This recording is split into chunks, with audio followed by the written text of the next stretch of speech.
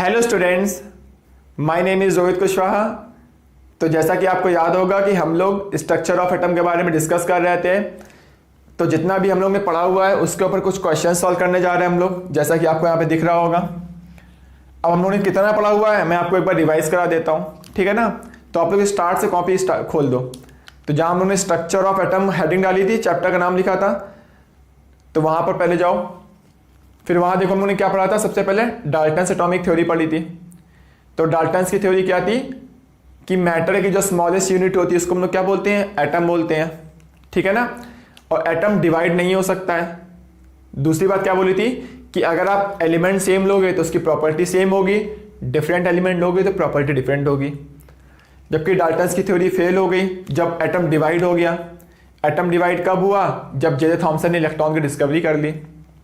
याद आया? ठीक है। अब उन्होंने बोला था कि सेम एलिमेंट की प्रॉपर्टी सेम होगी। जैसे उन्होंने बोला दुनिया में कोई भी हाइड्रोजन ले लो, किसी भी कंपाउंड से निकाल लो, सारे हाइड्रोजन सेम होंगे। जबकि ऐसा नहीं होता। हाइड्रोजन के 3 आइसोटोप्स होते हैं। 3 में 2 क्या होते हैं, नॉन रेडियो एक्टिव, और एक क्या होता है, रेडियो एक्टिव होता है। यानी तीनों हाइड्रोजन सेम नहीं है। तो डाल्टन्स की थ्योरी फेल हो गई, ठीक है।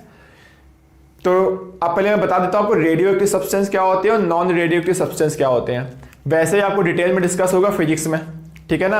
या फिर केमिस्ट्री का वेट करो तो क्लास 12th में हम लोग केमिस्ट्री में पढ़ाएंगे, केमिकल काइनेटिक्स नाम के चैप्टर में। तो वहां मैं पढ़ाऊंगा कि रेडियो एक्टिव सब्सटेंस वो होते हैं कौन सी ऑर्डर रिएक्शन फॉलो करते हैं, ठीक है ना। रेडियो एक्टिविटी या रेट डिसइंटीग्रेशन लॉ क्या होता है, इनके ग्राफ क्या होते हैं, वो सब क्लास 12th में आएगा। तो यहाँ जरा डिटेल में डिस्कस नहीं करना है। जस्ट आपको ये याद रखना है कि N/P, N मतलब न्यूट्रॉन, P मतलब प्रोटॉन। तो जब रिसर्च की गई तो ये देखा गया कि जितने भी सब्सटेंस नॉन रेडियो एक्टिव थे उनमें एक बात कॉमन थी। क्या बात कॉमन थी? उनमें जो N/P का रेशियो था वो 1 से 1.6 के बीच में आता है, ठीक है। और रिसर्च में ये देखा गया जितने भी सब्सटेंस रेडिएशन एमिट कर रहे हैं उनमें जो N/P का रेशियो है वो या तो 1 से कम है या तो 1.6 से ज़्यादा है। तो वहां से बना दिया गया, थ्योरी बना दी गई कि जिसमें N/P का रेशियो 1 से 1.6 के बीच में होगा वो सब्सटेंस नॉन रेडियो एक्टिव होंगे, और जिसमें N/P का रेशियो 1 से कम या फिर 1.6 से ज़्यादा होगा वो सब्सटेंस रेडियो एक्टिव होंगे, एक्सेप्ट हाइड्रोजन। तो आपको कॉपी में सब दिख रहा होगा, ठीक है ना। फिर जैसे डाल्टन्स की थ्योरी फेल हुई तो पहला मॉडल किसने दिया? जे थॉमसन ने। क्यों? क्योंकि जे थॉमसन ने क्या किया, इलेक्ट्रॉन की डिस्कवरी कर ली थी। देखो डिस्चार्ज ट्यूब मैंने एक बनाया होगा, याद आया? तो कैथोड रे एक्सपेरिमेंट था। कैथोड रे क्या होती है? जो कैथोड से निकलती है और एनोड साइड में जाती है। याद आया आप लोगों को? चलो फिर ठीक है। तो वहां पे सबसे इंपॉर्टेंट बात क्या थी, वहां पर E/m का रेशियो उन्होंने निकाला था, स्पेसिफिक चार्ज, यानी चार्ज बाई मास के रेशियो को बोलते हैं, है ना। तो वहां पर E/m का रेशियो क्या था? देखो कांस्टेंट था, यानी वो नेचर ऑफ गैस और कैथोड मटेरियल किसी पर भी डिपेंड नहीं करता है। और इलेक्ट्रॉन की डिस्कवरी की जे थॉमसन ने। इलेक्ट्रॉन पर चार्ज किसने निकाला? वो मिलिकन ने कैलकुलेट किया था, ठीक है। तो इलेक्ट्रॉन का चार्ज, इलेक्ट्रॉन का मास, ये आपको याद होना चाहिए, न्यूमेरिकल में यूज होगा। क्लियर हो गया? चलो ठीक है। फिर कॉपी में देखो आप लोग। तो हम लोग ने इलेक्ट्रॉन की डिस्कवरी पढ़ ली। तो जे थॉमसन ने जब इलेक्ट्रॉन की डिस्कवरी की तो डाल्टन्स का मॉडल फेल हो गया, है ना, यानी डाल्टन्स की थ्योरी फेल हो गई। तो फिर उन्होंने फर्स्ट एक मॉडल दिया अपना। इन्होंने गेस किया कि एटम तो ओवरऑल न्यूट्रल होता है और एटम के अंदर निगेटिव चार्ज की डिस्कवरी तो जे थॉमसन जी ने कर ली थी। इसका मतलब उन्होंने सोचा कि इसको न्यूट्रल करने के लिए एक पॉजिटिव चार्ज भी होगा, क्योंकि निगेटिव है तो पॉजिटिव होगा तभी तो न्यूट्रल होगा, है ना। तो उन्होंने अपना मॉडल दिया। उस मॉडल ने बताया कि पॉजिटिव और निगेटिव चार्ज पूरे एटम में वो पॉजिटिव चार्ज इक्वली डिस्ट्रीब्यूट होता है, इस टाइप से, जैसे कि एटम क्या हो जाए, स्टेबल हो जाए, ठीक है। तो अब देखो ये मॉडल फेल क्यों हुआ? क्योंकि इन्होंने क्या बोला था कि पॉजिटिव चार्ज इक्वली डिस्ट्रीब्यूट होता है, जबकि ऐसा नहीं होता। रदरफोर्ड जी ने बताया जब उन्होंने न्यूक्लियस की डिस्कवरी की कि पॉजिटिव चार्ज क्या होता है, एटम के सेंटर में होता है। क्योंकि पॉजिटिव चार्ज मतलब यहां पे प्रोटॉन की बात हो रही है, और प्रोटॉन अगर हर जगह बराबर होगा तो एटम का मास पूरे एटम में क्या होता है, हर एक पार्ट में बराबर होगा, इक्वल होगा। जबकि ऐसा नहीं होता। एटम का मास कहां होता है? न्यूक्लियस के सेंटर में होता है, यानी सॉरी एटम के सेंटर में होता है, जिसको हम लोग क्या बोलते हैं, न्यूक्लियस बोलते हैं, ठीक है। तो वहां पे थॉमसन जी का मॉडल फेल हो गया जब रदरफोर्ड जी ने अपना मॉडल दिया। क्योंकि इन्होंने बोल दिया कि पॉजिटिव चार्ज क्या होगा, इक्वली डिस्ट्रीब्यूट होगा, और ये एक थ्योरेटिकल मॉडल था, जबकि रदरफोर्ड मॉडल क्या था, वो एक्सपेरिमेंट पर बेस्ड था। क्योंकि जे थॉमसन जी ने क्या किया था, जब इलेक्ट्रॉन की डिस्कवरी की थी तो बहुत सारे एक्सपेरिमेंट किए थे। उन्होंने एक डिस्चार्ज ट्यूब लिया था, लो प्रेशर किया था। लो प्रेशर मतलब वहां पर जो गैस ली थी, पहले तो वैक्यूम करके एयर निकाल दिया, फिर क्या कर दी, उसे बहुत ही कम प्रेशर लिया, यानी बहुत कम मोल डाल दिए गैस के, और गैस के मोल कम होंगे तो पीवी इक्वल टू एनआरटी से देखोगे तो क्या होगा, मोल कम मतलब प्रेशर कम है। तो वहां पे जो डिस्चार्ज ट्यूब में जो गैस थी वो बहुत ही कम गैस थी, इसीलिए हम लो प्रेशर लिखते हैं, क्योंकि वहां पे मोल्स कम थे उसके। फिर उन्होंने वहां पे एक जेडएनएस की स्टीन भी लगाई थी, क्योंकि वो लाइट सेंसिटिव होती है ना। फिर उन्होंने क्या किया, एक लाइट व्हील रखा के व्हील को रोटेट किया था, फिर इलेक्ट्रिक और मैग्नेटिक फील्ड लगा के उसको डिफ्लेक्ट किया था। ये सारी चीजें हम लोग ऑलरेडी डिस्कस कर चुके हैं, ठीक है। फिर बच्चों देखो रदरफोर्ड जी ने क्या किया, न्यूक्लियस की डिस्कवरी कैसे की, वो अल्फा पार्टिकल स्कैटरिंग एक्सपेरिमेंट आपको याद होगा। तो उन्होंने वो क्या कर रहे थे एक्चुअल में, कि रेडियो एक्टिव सब्सटेंस से जो हार्मफुल रेडिएशन निकलती है उसको कंट्रोल करने के लिए एक्सपेरिमेंट कर रहे थे, और डिस्कवरी किसकी हो गई, डिस्कवरी न्यूक्लियस की हो गई, ठीक है। और वहां बच्चों याद करो, हम लोगों ने 3-4 क्वेश्चंस किए थे जो कि बहुत ही ज्यादा इंपॉर्टेंट क्वेश्चंस थे, वो आपको याद रखने हैं। एक पढ़ा था हम लोगों ने kinetic energy equal to change in potential energy वाला पढ़ा था उसी के अंदर, और मैंने रेडियस ऑफ न्यूक्लियस का एक फॉर्मूला बताया था वहां पर, है ना। और रेडियस ऑफ एटम और रेडियस ऑफ न्यूक्लियस और डेंसिटी, इनका मैंने ऑर्डर बताया था आप लोगों को। तो डेंसिटी का ऑर्डर क्या था, 10⁻14 ग्राम पर सीसी था, ठीक है। तो वो सब आपको याद रखना है। फिर बच्चों देखो Rutherford ji structure of atom को एक्सप्लेन नहीं कर पाए थे, ठीक है। तो इसलिए क्या हो गया, उनका मॉडल फेल हो गया। तो इसके बाद नेक्स्ट मॉडल क्या आया, बोर मॉडल, जो कि हम लोग डिस्कस कर रहे थे। और इन दोनों के बीच में हम लोगों ने क्या क्या पढ़ा था, इलेक्ट्रोमैग्नेटिक वेव के बारे में पढ़ा था। क्यों पढ़ा था, क्योंकि बच्चों देखो इलेक्ट्रॉन की डिस्कवरी कैसे हुई, कैथोड रे से। प्रोटॉन की डिस्कवरी कैसे हुई, एनोड रे से। किसने की प्रोटॉन की डिस्कवरी, गोल्डस्टीन ने। लोकेशन बताई रदरफोर्ड जी ने, जबकि आप गूगल में टाइप करोगे तो प्रोटॉन की डिस्कवरी किसने की, तो वहां पे लिखा होगा रदरफोर्ड जी ने, जबकि तुम अगर एनसीईआरटी में देखोगे तो वहां लिखेगा गोल्डस्टीन ने की थी। एक्चुअल में गोल्डस्टीन ने की थी, लेकिन जो लोकेशन बताई थी कि वो न्यूक्लियस में होता है पॉजिटिव चार्ज, वो रदरफोर्ड जी ने बताया था। क्या मेरी बात समझ में आ रही है। तो प्रोटॉन की डिस्कवरी किसने की, गोल्डस्टीन ने, ठीक है ना। कैसे की थी, एनोड रे एक्सपेरिमेंट, याद है। कैथोड रे तो कैथोड से निकलती है, लेकिन एनोड रे एनोड से नहीं निकलती है। वो क्या थी, हॉट आयनाइज गैस थी। और कैथोड रे में E/m का रेशियो क्या था, कांस्टेंट था, जबकि एनोड रे में E/m का रेशियो कांस्टेंट नहीं होता, वो नेचर ऑफ गैस पे डिपेंड करता है। क्योंकि कैथोड रे कैथोड से निकल रही है तो गैस पे डिपेंड ही नहीं कर रही है, जबकि एनोड रे क्या है, हॉट आयनाइज गैस का आयन है। समझ में आ रहा। और हर बार तुम गैस चेंज करोगे तो उसका आयन चेंज हो जाएगा, और आयन चेंज होगा तो E/m का रेशियो चेंज हो जाएगा। क्यों, क्योंकि बताएं एनोड रे हॉट आयनाइज गैस को जो बोल रहे हैं ना हम लोग, आयनाइज आयन है, उसको हम लोग क्या बोले, एनोड रे बोल रहे हैं। अब वो क्या होगा, हर बार तुम गैस चेंज करोगे उसमें प्रोटॉन चेंज हो जाएंगे। जैसे हाइड्रोजन लो पहली बार, तो हाइड्रोजन में 1 प्रोटॉन होता है। हीलियम लो He+2, तो उसमें क्या होगा, 2 प्रोटॉन होगा। लिथियम लोगे तो 3 प्रोटॉन होगा। तो जब जब तुम गैस चेंज करोगे उसमें क्या होगा, प्रोटॉन्स का नंबर चेंज होता जाएगा, है ना। अब प्रोटॉन्स चेंज होगा तो क्या होगा, E/m का रेशियो हर बार अलग अलग आएगा। समझ पा रहे हो। और E/m का रेशियो किस में ज्यादा आएगा, अब सब में तो अलग आएगा, ज्यादा किस में आएगा, E/m, यानी जिसका मास क्या होगा, कम होगा, उसका E/m का रेशियो ज्यादा आएगा। यानी हाइड्रोजन का मास सबसे कम होता है, यानी E/m का रेशियो हाइड्रोजन के केस में सबसे ज्यादा आएगा। E/m मैं बोल रहा हूं, उसका मतलब स्पेसिफिक चार्ज बोल रहा हूं, चार्ज बाई मास रेशियो। तो E/m का रेशियो एनोड रे एक्सपेरिमेंट में सेम नहीं था, वो नेचर ऑफ गैस पे डिपेंड करता है। ये बात समझ में आ रही है। बहुत से बच्चों को इसमें डाउट था, क्योंकि हर बार गैस चेंज करोगे तो उसका आयन चेंज होगा, और आयन में हर गैस के आयन में अलग अलग प्रोटॉन होंगे, तो उनका मास अलग हो गया, और मास अलग हो गया तो चार्ज बाई मास रेशियो अलग हो गया, ठीक है। चलो फिर ठीक है। अब देखो नेक्स्ट हम लोगों ने क्या पढ़ा था, न्यूट्रॉन की डिस्कवरी के बारे में डिस्कस किया था। तो न्यूट्रॉन की डिस्कवरी किसने की थी, तो न्यूट्रॉन की डिस्कवरी की थी जेम्स चैडविक ने। तो पहले आइडिया लगा कि न्यूट्रॉन की जरूरत क्यों पड़ी कि इसमें न्यूट्रॉन भी होगा, कैसे गेस किया उन्होंने। तो बच्चों जब देखो इलेक्ट्रॉन प्रोटॉन की डिस्कवरी हो गई थी तो एटम का मास कैलकुलेट किया गया। तो उन्होंने देखा कि एटम में जितने भी इलेक्ट्रॉन है सबका मास काउंट कर लो, कितने भी प्रोटॉन है सबका मास काउंट कर लो, तो एटम का मास आना चाहिए। लेकिन ऐसा नहीं था। जब एक्सपेरिमेंट से निकाला गया तो एटम का मास ज़्यादा आ रहा था, और जब हमने थ्योरेटिकली कैलकुलेट किया तो वो मास कम आ रहा था। इसका मतलब इसमें निगेटिव और पॉजिटिव चार्ज के अलावा भी कुछ पार्टिकल्स हैं जिनको हम लोग कंसीडर नहीं किया, अभी तक डिस्कवरी नहीं हुई है। वो पार्टिकल कौन से थे? न्यूट्रॉन थे। इसलिए फिर न्यूट्रॉन का मास क्या किया? न्यूट्रॉन की डिस्कवरी की जेम्स चैडविक जी ने। उसके बाद क्या किया? तब देखा वो मास दोनों इक्वल आ रहा था। हम लोगों ने क्या किया था? न्यूट्रल पार्टिकल को मिसिंग कर दिया था। ठीक है, तो न्यूट्रॉन की डिस्कवरी जेम्स चैडविक जी ने की थी। क्लियर हो गया? चलो फिर ठीक है। अब रदरफोर्ड मॉडल फेल होने के बाद बोहर एटॉमिक मॉडल की बारी आई, बट उसके बीच में उन्होंने क्या पढ़ा था? इलेक्ट्रॉन की डिस्कवरी कैथोड रे, प्रोटॉन की डिस्कवरी एनोड रे, न्यूक्लियस की डिस्कवरी कैसे हुई थी? रेडिएशन से। इसका मतलब अगर एटम को आपको अच्छे से समझना है, क्योंकि दुनिया में जितनी भी चीज़ों को आसपास में दिख रही है सब मैटर है, और मैटर का स्मॉलेस्ट पार्टिकल एटम है ना।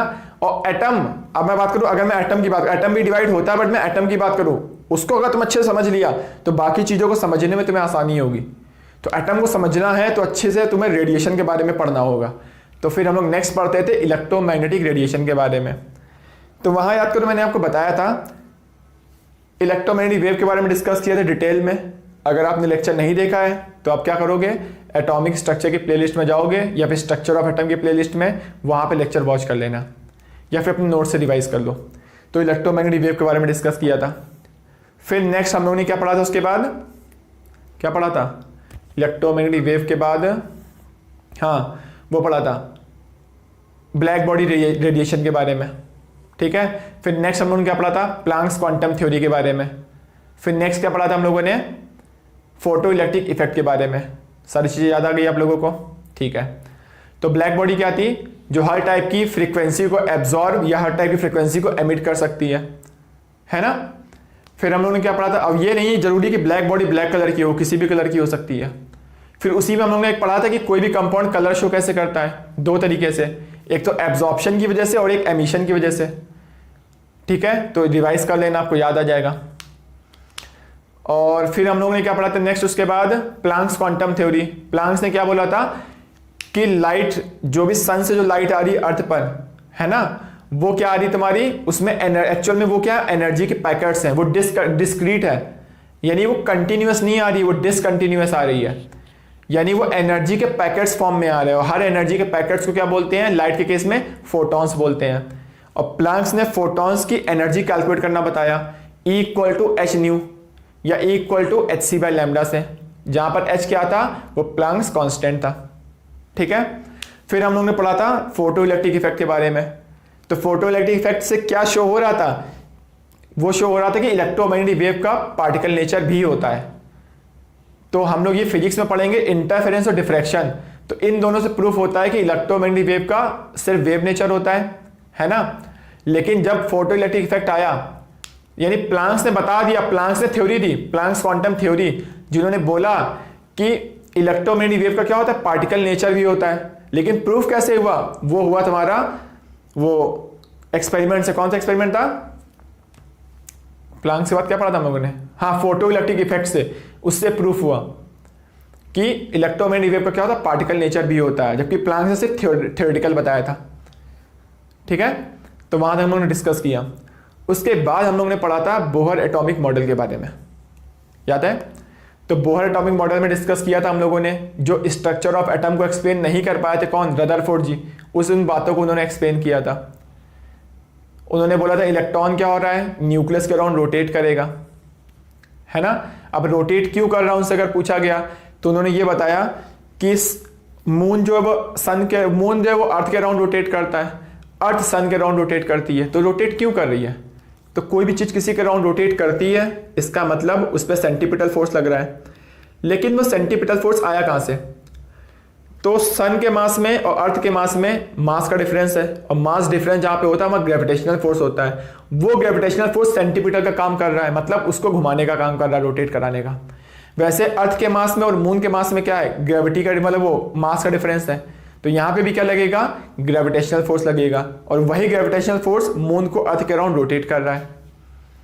ठीक है, फिर नेक्स्ट देखो हम लोगों ने क्या पढ़ा था इसी में, एक बात तो बोहर जी ने ये बताई थी, दूसरी बताई थी कि इलेक्ट्रॉन हर जगह नहीं मिलता है, इलेक्ट्रॉन कुछ स्पेसिफिक जगह मिलता है और उसको हम लोग क्या बोलते हैं, ऑर्बिट बोलते हैं। इलेक्ट्रॉन जहां मिलता है उसको ऑर्बिट बोलते हैं, इलेक्ट्रॉन ऑर्बिट में नहीं मिलता, इलेक्ट्रॉन जहां मिलता है उसको ऑर्बिट बोलते हैं। समझ में आई बात है? यानी इलेक्ट्रॉन वहां, उन्होंने बहुत सारे एक्सपेरिमेंट किए तो उससे वो ऑब्जर्व किया कि इलेक्ट्रॉन हर जगह नहीं मिलता, इलेक्ट्रॉन सिर्फ वहां मिलता है जहां उसका एंगुलर मोमेंटम क्या होता है, क्वांटाइज होता है, या फिर h/2π का इंटीग्रल मल्टीपल होता है। ठीक है, तो mvr इक्वल टू nh/2π लिखा था हम लोगों ने। तो दो इक्वेशन को सॉल्व किया था हम लोगों ने, याद करो। फिर हम लोग कुछ फॉर्मूले डिस्कस किए थे, एक रेडियस का फॉर्मूला डिस्कस किया था 0.529 n²/z। फिर वेलोसिटी का फॉर्मूला डिस्कस किया था 2.18 × 10⁶ z/n मीटर पर सेकेंड। तो यानी जो भी फॉर्मूला डिस्कस किए थे वो z और n के टर्म में डिस्कस किए थे। z means atomic number, n means orbit, number of orbit बोल सकते हो। फर्स्ट ऑर्बिट मतलब न्यूक्लियस से जस्ट पहले जहां पे इलेक्ट्रॉन मिल रहा है उस ऑर्बिट को बोलेंगे, क्योंकि इलेक्ट्रॉन जहां मिलता है उसको ऑर्बिट बोलते हैं। तो इलेक्ट्रॉन जहां पहले मिलेगा न्यूक्लियस पास को बोलेंगे फर्स्ट ऑर्बिट है, उससे थोड़ा दूर वाले को सेकंड ऑर्बिट, उससे थोड़ा दूर वाले को थर्ड ऑर्बिट, उससे ज़्यादा दूर वाले को फोर्थ ऑर्बिट। और हम लोग ने ये भी पढ़ा था, जैसे जैसे तुम क्या करोगे, ऑर्बिट इंक्रीज करोगे, है ना, उस वैसे वैसे क्या होगी, ऑर्बिट की रेडियस बढ़ेगी।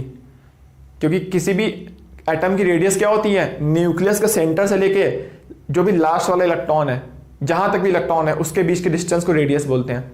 तो पहला न्यूक्लियस का सेंटर मान लो ये हो गया, ठीक है, ये न्यूक्लियस का सेंटर है। तो पहला ऑर्बिट ये है, इसकी रेडियस कम है। दूसरा ऑर्बिट ये है, इसकी रेडियस ज़्यादा हो गई, देखो। तीसरा ऑर्बिट ये है, उसकी रेडियस और ज़्यादा हो गई। तो n इंक्रीज करने पर रेडियस इंक्रीज करती है, और रेडियस के बीच का डिफरेंस भी इंक्रीज करता है। हम लोग ने कैलकुलेशन करके बताया था लास्ट क्लास में, ठीक है। फिर n इंक्रीज करने पे वेलोसिटी क्या होती है, वो डिक्रीज करती है। यानी अगर एक इलेक्ट्रॉन फर्स्ट ऑर्बिट में है और वही इलेक्ट्रॉन अगर सेकंड ऑर्बिट में है, तो अगर वो सेकंड ऑर्बिट में होगा तो उसकी वेलोसिटी कम होगी, अगर वो फर्स्ट ऑर्बिट में है तो उसकी वेलोसिटी ज़्यादा होगी, ठीक है। और इसी से मैं भी आगे चल के प्रूफ करूंगा कि इलेक्ट्रॉन क्यों न्यूक्लियस के अंदर नहीं हो सकता है। मैं मैथमेटिकली प्रूफ करके आपको दिखाऊंगा, जब मैं हाइजेनबर्ग अनसर्टेनिटी प्रिंसिपल बताऊंगा तो मैं मैथमेटिकली प्रूफ करूंगा, तब तक का वेट करो, ठीक है। तो क्या मैं प्रूफ करूंगा कि इलेक्ट्रॉन न्यूक्लियस में क्यों नहीं होता है, ठीक है, वो बात की बात है। तो यानी जैसे तुम ऑर्बिट इलेक्ट्रॉन एक ही, देखो बोहर मॉडल सिर्फ एक इलेक्ट्रॉन के लिए ही था, क्यों, क्योंकि वहां पे एक से ज्यादा इलेक्ट्रॉन लोगे तो इलेक्ट्रॉन इलेक्ट्रॉन में रिपल्शन होगा, और वो रिपल्शन हम लोगों ने कंसीडर नहीं किया था, मतलब बोहर जी ने वो कैलकुलेट नहीं किया था, उन्होंने सिर्फ अट्रैक्शन की बात की थी, इसलिए वहां पे एक इलेक्ट्रॉन तुम्हें लेना है। यानी बोहर एटॉमिक मॉडल हाइड्रोजन में वैलिड है, हीलियम में नहीं है बट हीलियम प्लस में है, लिथियम में नहीं है लेकिन लिथियम +2 में है। वैसे बेरिलियम में नहीं लगा सकते हो, बेरिलियम +3 में लगा सकते हो, ठीक है। तुम कार्बन में नहीं लगा सकते हो, कार्बन +5 में लगा सकते हो, बोहर मॉडल।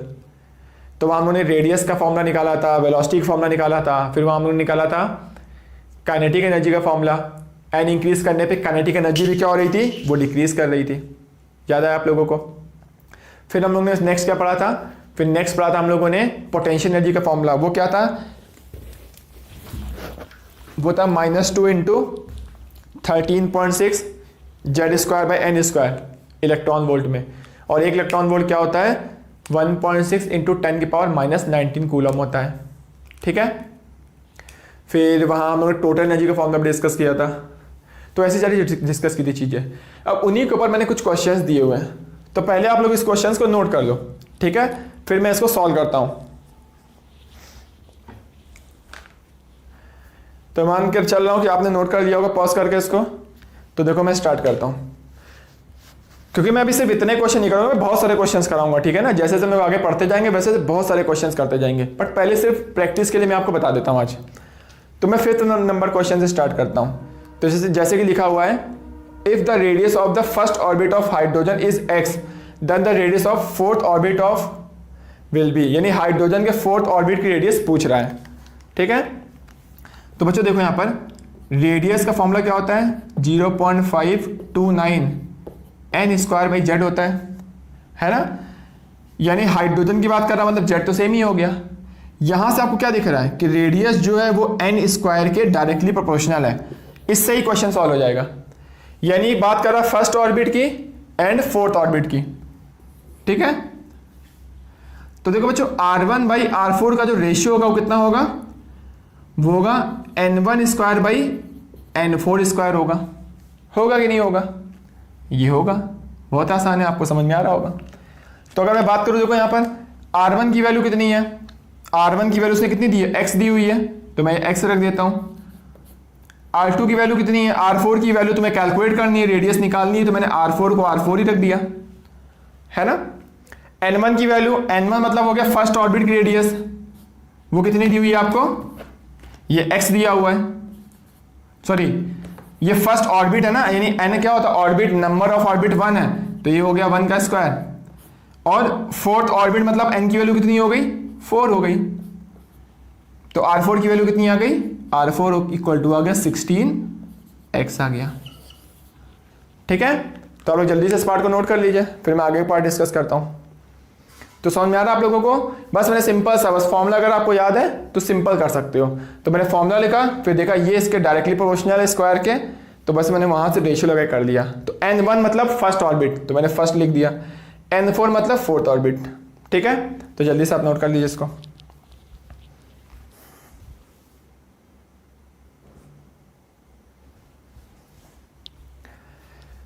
तो मैं मान के चल रहा हूं कि आपने नोट कर लिया। तो बच्चों देखो, एग्जाम में बहुत ही सिंपल क्वेश्चंस आते हैं, यानी उसमें कैलकुलेशन का पार्ट ज़्यादा नहीं होता है, क्योंकि आपको एग्जाम में 1 मिनट से कम टाइम में क्वेश्चन सॉल्व करना पड़ेगा। ठीक है ना, तो 1 मिनट से कम टाइम में ऐसी कैलकुलेशन दी जाएगी जो 1 मिनट से कम टाइम में सॉल्व हो जाए।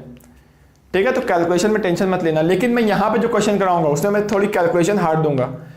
क्यों, क्योंकि आपको प्रैक्टिस हो जाए जिससे कि, ठीक है ना, तो कैलकुलेटर का यूज़ मत करना। तो आप पहले प्रैक्टिस कर लो बहुत सारी, जब आपको प्रैक्टिस हो जाएगी तो एग्जाम में तो वैसे भी आसान मिलने वाला है, बट कभी कभी कुछ कुछ कैलकुलेशन टफ आ जाती हैं, तो उस टाइम पे तो आप कर सको। ठीक है ना, तो कैलकुलेशन आपको अच्छी करनी है, तो कैलकुलेटर का यूज़ मत करना आप लोग। और बच्चों देखो, मैंने यहाँ पे आंसर आपको दिया नहीं है, क्योंकि आपको ऐसे टाइप के क्वेश्चंस किसी भी बुक में मिल जाएंगे।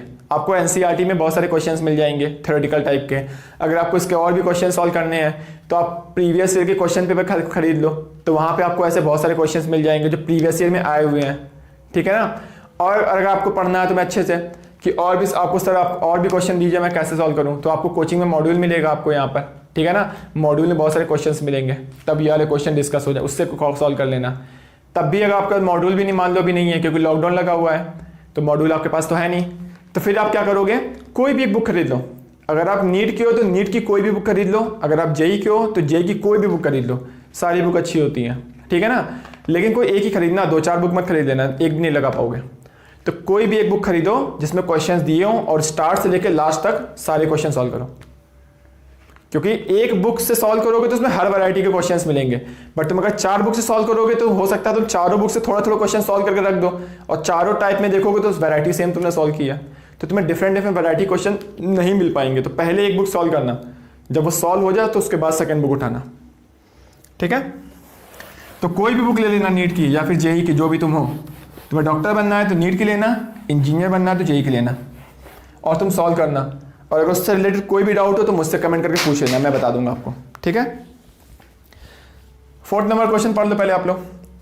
तो in which of the following orbit the angular momentum of an electron of He plus atom will be h/2π। तो ठीक है, एंगुलर मोमेंटम क्या होता है याद करो,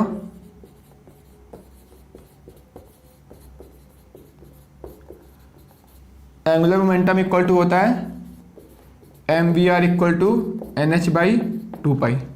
ठीक है, तो बोल रहा ये वाली वैल्यू कितनी हो जाए, एंगुलर मोमेंटम हो जाए h/2π, तो उसने ये हटा ही दो, चलो मैंने बोला nh/2π है, वो h/2π हो जाए। इसके लिए n की वैल्यू क्या होगी गेस करो, तो n की वैल्यू कितनी होनी चाहिए, देखो वहां पर n की वैल्यू 1 रख दो, देखो यही चीज बन जाएगी, क्योंकि यहाँ देखो जेड की बात ही नहीं हो रही है, यानी हीलियम प्लस में कोई फर्क ही नहीं पड़ेगा हीलियम प्लस के होने या ना होने से यहाँ पर।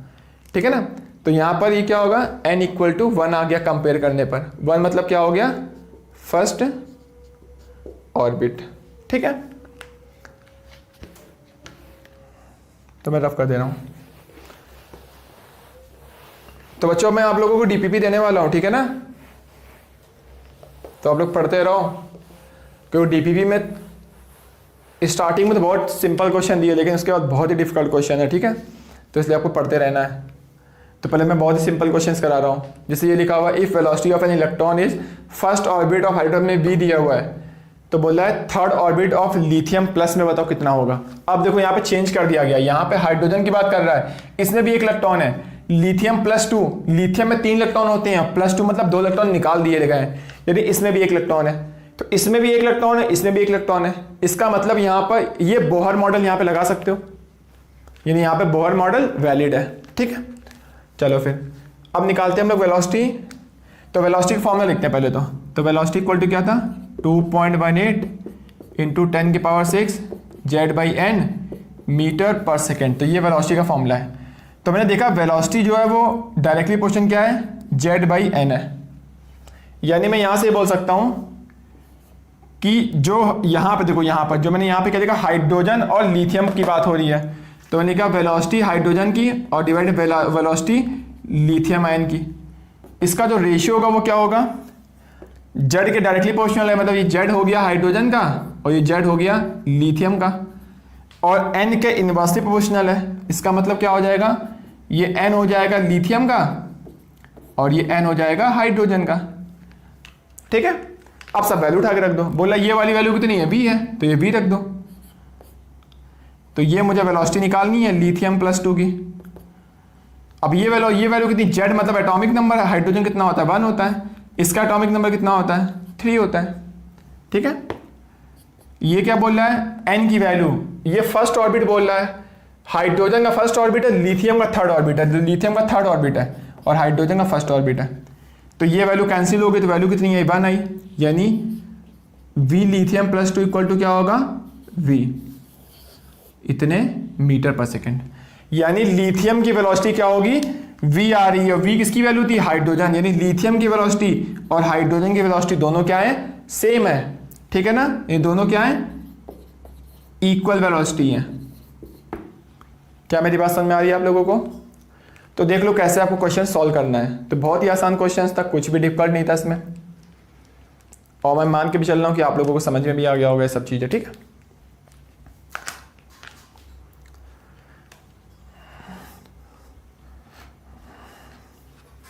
रफ कर दूं? तो इससे रिलेटेड आपको कोई भी कुछ प्रॉब्लम हो, ठीक है, तो आप कमेंट करके जरूर पूछो मुझे, मैं आपको बताऊंगा। और आप टेंशन बिल्कुल ही मत लेना, मैं सारी चीज़ें पढ़ाऊंगा जो जेईई और नीट में आता है, मैं एक भी चीज़ को स्किप नहीं करूंगा, तो वो तो टेंशन आप लोग लेना ही मत। लेकिन मैं जो जो पढ़ाता जा रहा हूँ उसको अच्छे से पढ़ते जाना और डेली का डेली रिवाइज़ करो। जैसे मैंने आज रिवाइज़ करा दिया वैसे मैं हमेशा रिवाइज़ नहीं कराऊंगा, आपको खुद रिवाइज़ करना होगा। जो अच्छा सा टाइम टेबल बनाइए और रिवाइज़ कीजिए। तो सेकंड नंबर क्वेश्चन पढ़ लीजिए पहले तो आप, तो मैं सेकंड के ऊपर डिस्कस करने वाला हूँ। Correct order of radius of the first orbit of, इनके फर्स्ट ऑर्बिट की जो रेडियस का आपको ऑर्डर लिखना है।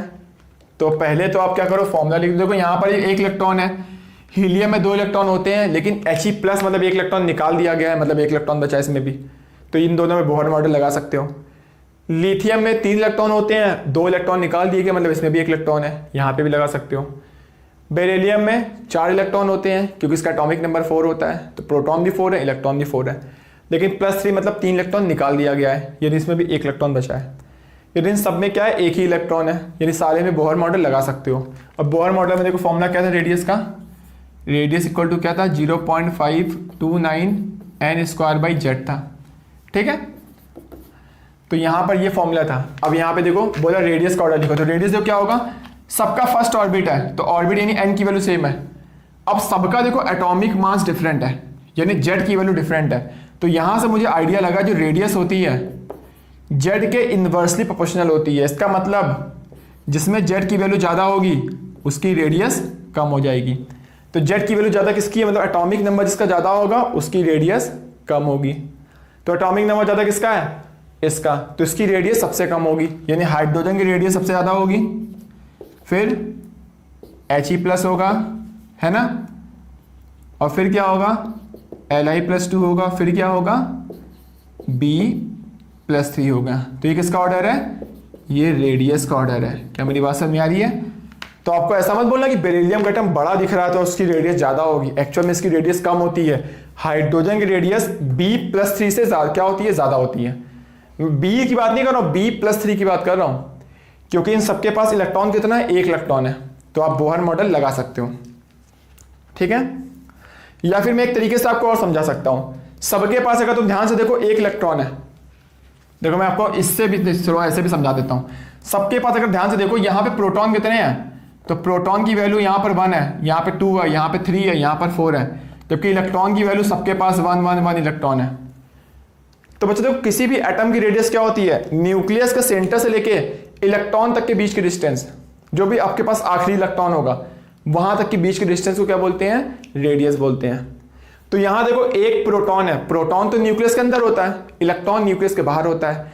तो प्रोटॉन इलेक्ट्रॉन में अट्रैक्शन फोर्स लगता है, तो प्रोटॉन खींच रहा होता है, अट्रैक्शन मतलब एक दूसरे को खींच रहे हैं, है ना, पास आ रहे हैं। तो प्रोटॉन खींचता है और इलेक्ट्रॉन खींचता है, क्योंकि प्रोटॉन न्यूक्लियस के अंदर है।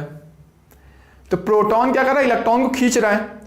तो देखो ये एक प्रोटॉन एक इलेक्ट्रॉन को खींच रहा है, यहां पे 2 प्रोटॉन खींच रहे हैं, यहां पे 3 खींच रहे हैं, यहाँ पे 4 प्रोटॉन खींच रहे हैं। तो 4 प्रोटॉन किसी भी इलेक्ट्रॉन खींचेंगे तो ज्यादा खींचेंगे, और ज्यादा खींचेंगे तो इलेक्ट्रॉन पास में आ जाएगा न्यूक्लियस के, और न्यूक्लियस के पास आ गया तो रेडियस कम होगी।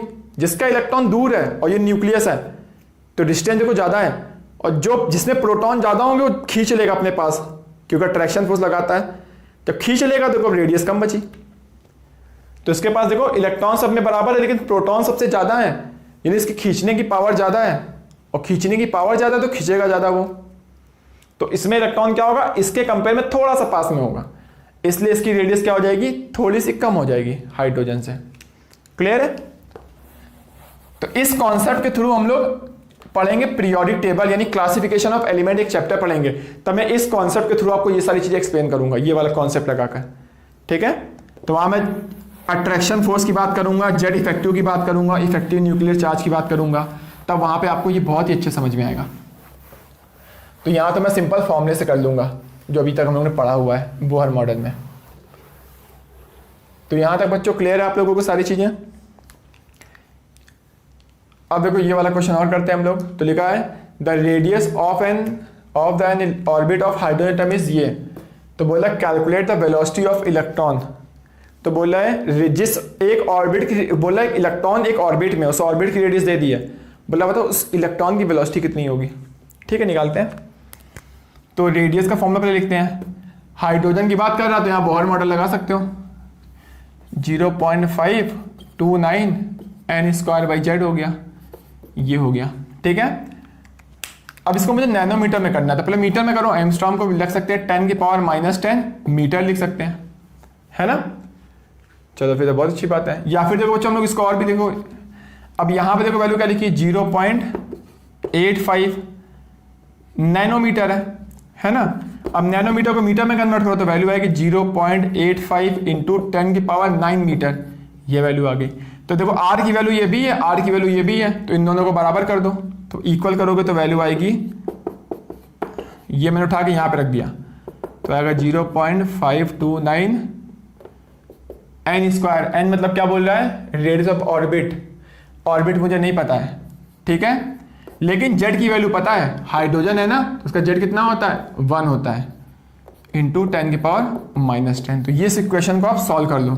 तो जब इस इक्वेशन को सॉल्व करोगे तो यहां से क्या आ जाएगा, n की वैल्यू आ जाएगी, और ये लोग आप लोग सॉल्व कर सकते हो, कोई बड़ी बात नहीं है। ठीक है। तो कैलकुलेशन करना सीखो आप लोग, कैलकुलेटर का यूज मत करना लेकिन। तो यहां से आप n की वैल्यू कैलकुलेट करो। अब आपसे क्या पूछ रहा है, वेलोसिटी पूछ रहा है, तो वेलोसिटी इक्वल टू हो गया 2.18 इंटू 10⁻6 Z/n और मीटर पर सेकेंड। ठीक है। तो वेलोसिटी पूछा जा रहा है आपसे 2.18 इंटू 10⁻6, जेड कितना हो गया, हाइड्रोजन की बात कर रहा तो Z1 हो गया।